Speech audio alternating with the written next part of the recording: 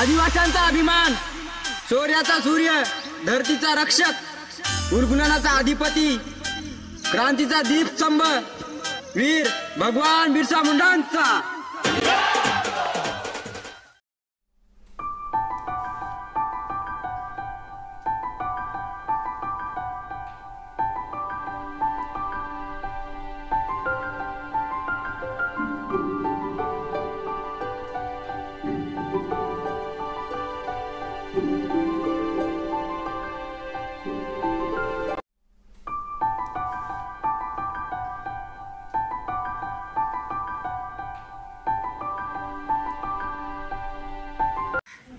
त्यांचा प्रामुख्याने व्यवसाय असल्यामुळे शेती, आणि ज्या वेळेस इंग्रज या देशात आल्यानंतर इंग्रजांनी या आदिवासी समाजाला, समूहाला त्रास देण्याचं कार्य चालू केलं। त्यावेळेस या बिरसा मुंडा यांनी 18 अशा वयातच त्यांनी क्रांतीला सुरुवात केली आणि या इंग्रजांना सळो की पळो करून ठेवलं।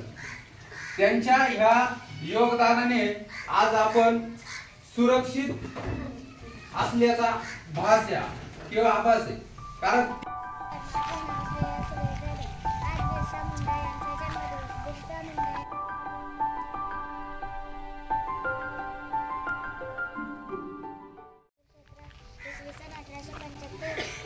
साली त्यांनी मोठा लढा उभारला। बिरसा मुंडा यांच्या कार्यामुळे त्यांना एक आदिवासी नेता व महान स्वातंत्र्य सेनानी असे म्हटले जाते। जय हिंद, जय भारत।